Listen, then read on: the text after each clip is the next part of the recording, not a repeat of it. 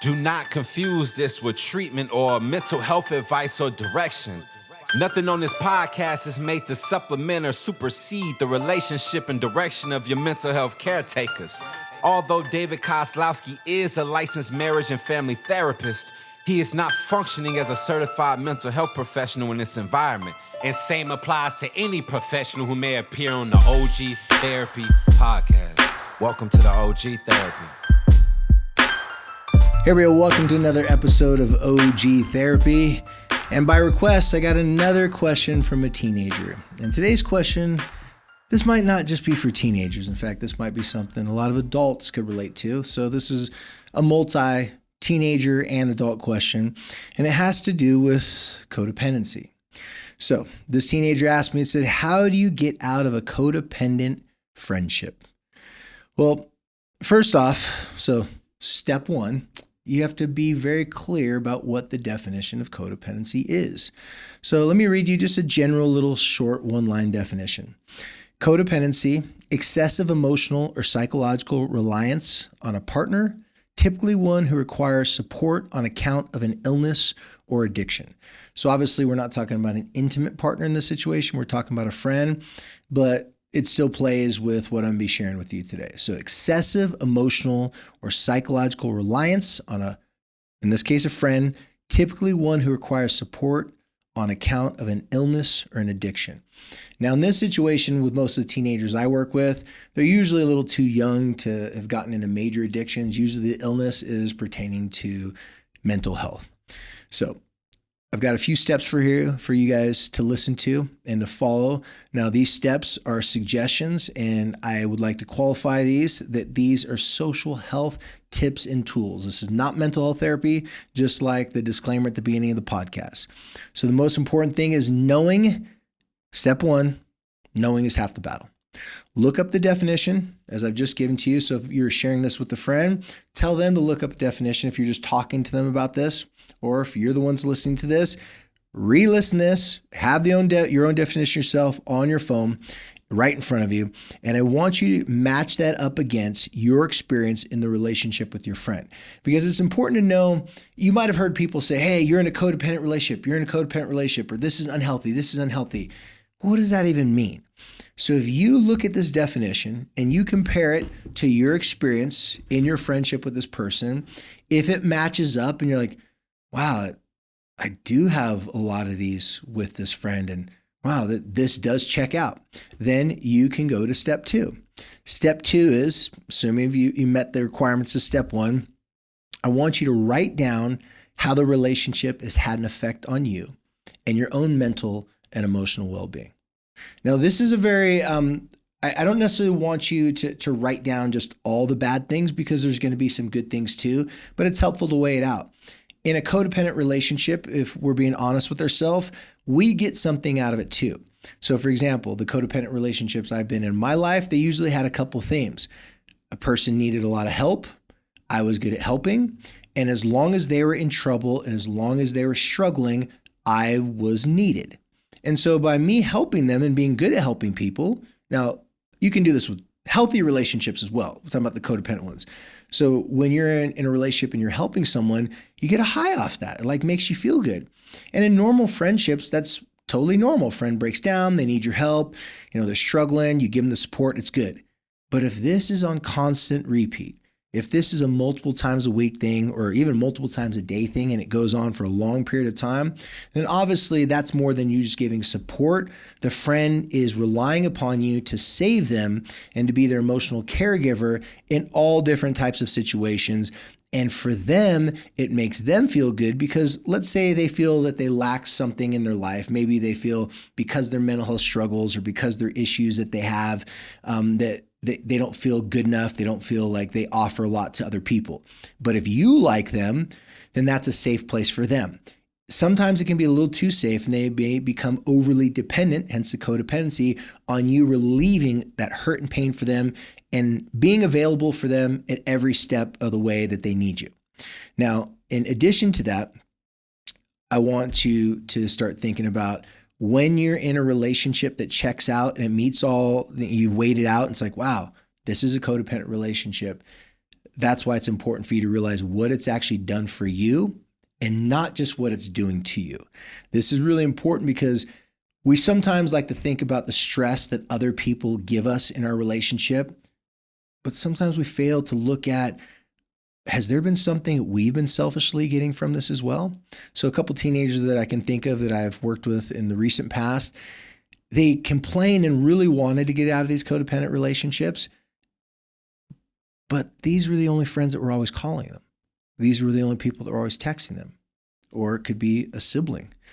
And when that person gives you lots of attention, even though it stresses you out, it gives you something to stress out and worry about. And it also gives you a distraction from your own problems and worries. And how beautiful is that if you're looking in the mirror saying, I hate myself, I hate my life, or there's a whole lot of things I want to work on. There's a whole lot of things I want to do to make my life better in January of 2025. And I would do those things, but my friend needs me, and I'm going to put my friend's well-being as a higher priority than my own. Now let's get to step 3. Step 3, come up with a plan with a separate friend or parents, or someone that you trust, someone that is level-headed and someone that is not intimately connected to this other person or upset with this other person. Let me give you a couple examples. If you were to go to another friend of yours who's been telling you for months that you're in a codependent relationship, that this friend's bad for you, and if you say, hey, can you help me come up with a plan to help me not necessarily get out of this codependent relationship, but to identify what it is and hopefully make it healthier. And if that doesn't work, then yeah, you might have to leave the relationship. If you go to someone that already hates that other person or already has high criticism of that other person, it's going to be hard for them to help you come up with a plan of how to address this issue with your codependent friend. Also, if you have someone else that's, for example, this happens a lot with parents. I'm not telling you to don't go to your parents, because one parent may be really good for you to help you come up with this plan. Another parent may be so pissed off and so angry and so frustrated that this relationship has taken so much of your time and attention. They may not be able to give you good advice and good suggestions. They may say things like, well, just cut it off, or, this is unfair. They may just ask you to do really harsh, critical things. And when you have a good relationship with someone, there's a connection and there's history there. Well, when you have a codependent relationship with someone, there's usually a connection and a history there. It just kind of got tainted. It just kind of went off the rails for whatever reason. So make sure the person that you pick to help you come up with this, and because remember, you've weighed it all out. You're going to go to a friend or a parent or whoever it may be. But if that person is more of a neutral person, they're not going to suggest you, at least not usually, to do things that could make the relationship worse, that could cause more drama and actually have the opposite of what you wanted to do in the first place and could cause it to be a whole lot worse. Step 4. So don't act like you're breaking up with your codependent friend and tell them you can't be in their life anymore. One, it's so dramatic, and it's making as if they're the problem. It takes 2 to tango. There's no way, if you feel that you're in a codependent relationship, well, not that there's no way. It's not accurate and real for you to blame that person for everything that they've done for you. You signed up for it. Like, this is part of it. So if you go to someone and say, hey, you know what, you're not good for my mental health, or, you're causing me a lot of problems, blah, blah, blah, and all this type of stuff. So I'm going to have to separate myself from you. We need to take a break. Dude, you just made it 10 times worse, because that person may not even realize that they're being codependent. That person may have not even known that you had all these feelings. So this is why it's important for you to communicate this to that relationship. That's why I said getting out of a codependent relationship may not even be necessary if you communicate with the person, because maybe the person doesn't even know they're being codependent on you. Maybe it's something they need to work on, something that you need to work on. Maybe you're too scared to say things to make the relationship go wrong, so you don't say anything at all. It builds up, you blow up on one day, and then you end up breaking up with them as if you were dating when you were just friends. Another thing I want you to consider this is that you can't save your friend, you can only support them.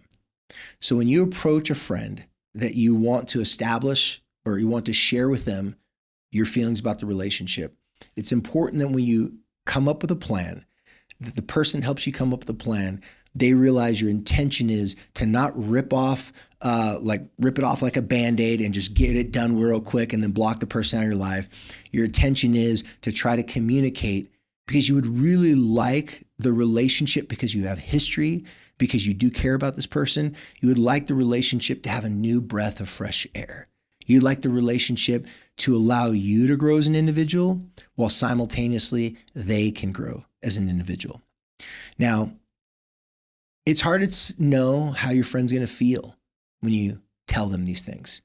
And the plan that you should be doing when you go and talk to your friend should lead off with telling the friend how much you care about them, telling the friend how much you love being there for them, but then also sharing with them that because you're so close friends and they've shared all their deep hurt and pain with you, that you need to be honest with them and tell them that it's kind of a lot for you right now and that you want to be there for them, but you've also got to find a way to be there for yourself and admit to them that's a habit or a struggle that you have. Because usually people that get in codependent relationships, this isn't the first one. Usually you might be a person, or typically you might be the type of person that falls victim to these type of relationships because maybe you don't have any other friends.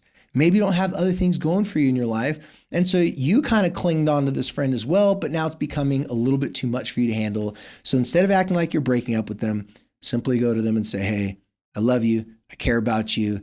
And let's try to figure out a way where I can be there for you, but I'm not required to be there for you all the time because you might need to talk to a counselor, a therapist, other people. I don't have all the information. It's always best to just admit that you don't know what to do. And then part of the plan should be to let them know, here's what I'm capable of doing in our relationship. I'm capable of listening to you vent, this and that and the other. But I got to listen to you vent at certain times. I can't listen to you vent all the time because now I'm stressed out and worried about you. Now I'm neglecting the things in my life. And like I said before, relationships that are codependent can be, unfortunately, a great distraction from you developing and maturing in your own personal life because you're too busy trying to help your friend not crash and burn. Now, I could go on and on about this, but because this podcast is more specifically focused towards teenagers, however, like I said, adults, feel free to take these suggestions and this advice. Not advice, I got to be clear. This is suggestion. These are social health tips and tools. These are social health tips, not mental health tips, because these are things that could cause greater mental health problems if you don't correct it or if you don't help evolve the relationship. And like I said before, your friend could have abandonment issues. I didn't say that part before, but if your friend has abandonment issues and you have other things going on in your life that you'd rather be distracted with your friend's problems, just acknowledge that. Say, hey, I know that you've had abandonment issues. I know that other friends have done you wrong in the past, and I'm not trying to do that. And at the same time, I have a habit of trying to save other people and help other people so I don't do stuff for myself. I'm very convinced that you will have a healthy conversation, or at least a start to a new healthy relationship with this friend. And of course, if worse comes to worse and they take it really personal and they're not happy with what you're saying, they get mad, let them have some time, let them cool off, and trust that your friendship has more depth and it's grown some roots that they will eventually understand. Now, if they keep on coming back to you and they're feeling that you're trying to gaslight them, they're feeling that you're the problem and you've caused them lots of problems, then sometimes you may have to say, hey, listen, I didn't mean to cause you problems. I didn't mean to be the person to make your life worse. I'm just your friend. I'm here to help. And if I'm not helping, then maybe our friendship does need to take a different turn. All right, you guys, thank you as always for listening to OG Therapy, and please follow us on all social media platforms. And if you haven't heard about it, go check out the Social Health Initiative. Yes, that's right. We're launching a social health initiative so we can share this message about social health as being one of the number one ways you can help your mental and physical health, because there's strength in numbers, and the better your social health, the more friends, the more connections, the more solid relationships you have in your life that can help you get through the most difficult things in your life. Until next time, be cool.